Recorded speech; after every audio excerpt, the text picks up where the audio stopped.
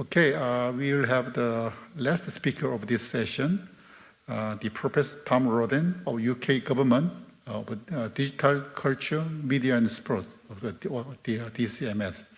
So Professor Tom Rodden is the Chief Scientific Advisor to the government. So he will give UK government view on the 6G strategy. So let's welcome Professor Tom Rodden. Tom Rodden. I'm the Chief Scientific Advisor at the Department of Digital Culture, Media and Sport. I'm really delighted to be able to send you this message for the 6G Global 2021 event. So the development of 6G, as I'm sure you all know, is an incredibly important issue. And I'd like to extend my gratitude to the colleagues in Korea for putting on this event, which is both excellent and timely. I'm grateful also for Korea's leadership in convening representatives from international governments, industry and academia to discuss this issue together. I'm sure this will prove to be extremely fruitful as we work together internationally to chart a path for the next generation of wireless networks. Events like these are a really important opportunity to learn from the differences and the relative strengths that exist in our respective markets. And I look forward to working with you all on this important issue for all our futures. I'm proud also of the role the UK plays in this global sector and the work our countries have already done together.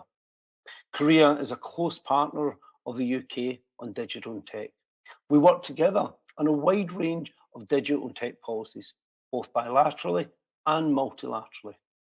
I'm grateful for Korea's engagement in the G7 Digital and Tech Ministerial and their support for all 6 policy outcomes.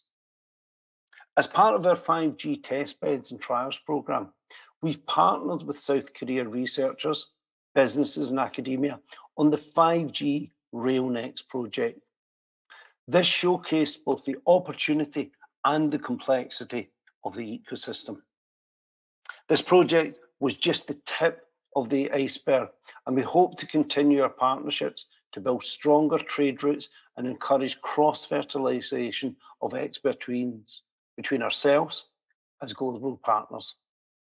As we start to look beyond 5G to the future of telecoms and 6G, I also want to take this moment to recognise the successful UK ROK ICT Policy Forum that took place in July, which highlighted opportunities for collaboration on R&D and research into future wireless technologies such as 6G.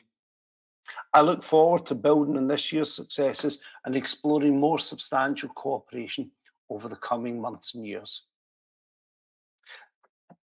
The UK government is developing a wireless infrastructure strategy to set a policy framework for meeting the wireless connectivity needs of the UK over the next decade.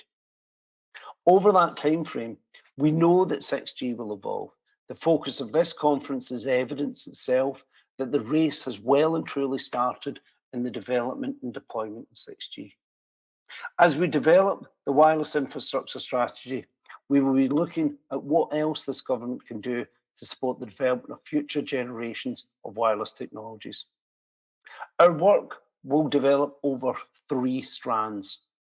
Firstly, driving the development of 6G in a way that meets the future connectivity of needs of citizens, business and public sectors.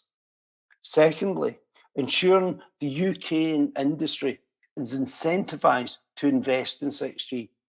And finally, ensuring that the legal and regulatory framework is fit for purpose to support future wireless innovation. UK academia and industry partners are already contributing to our early work in shaping what will constitute our 6G networks, and we want to help facilitate this further. In addition to this, in the 5G supply chain diversification strategy we published in November last year, we set out our long-term vision for a healthy telecom supply market underpinned by the principles of openness, flexibility and diversity. We're absolutely clear that in the action we are seeking to take now to address the lack of diversity of supply in the telecoms market, our approach must be forward-looking. Any measures that we seek to introduce to support the 5G networks of today must also be compatible with the specifications of our telecom networks well into the future. This strategy includes a focus on where the UK can build up distinctive capabilities in technology areas that will be critical for the development and deployment of future telecom networks, including 6G. In order to achieve these ambitions, we will need to collaborate closely with our international partners on the standards and technology roadmaps of the future. And this brings me to my final point. I'd like to make today apologies. Brings me to the final point that I'd like to make today.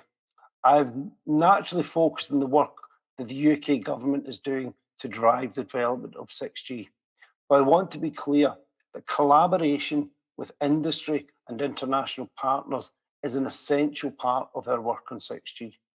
The UK is committed to having that international conversation and are grateful for the positive engagement we've had so far with colleagues in Korea, who, as this conference shows, are at the forefront of thinking about the next generation of wireless networks.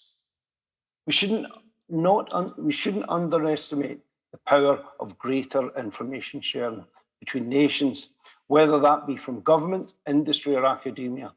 As 6G R&D picks up pace, it's critical that the UK and Korea work closely together.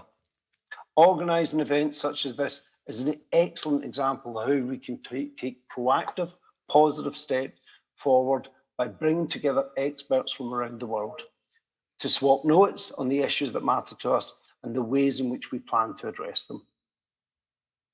As I hope I've made clear, the UK is committed to working with international partners to ensure 6G develops in a way that meets our societies and industry's needs. In closing, I'd like to again express my thanks to the organisers of this event for allowing me to address the conference today and set out the UK's thinking. I look forward to working with you all in the coming months to address these challenges.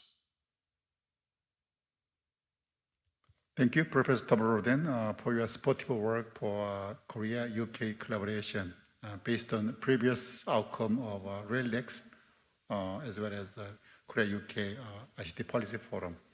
So I think we can have some continued collaboration between two countries.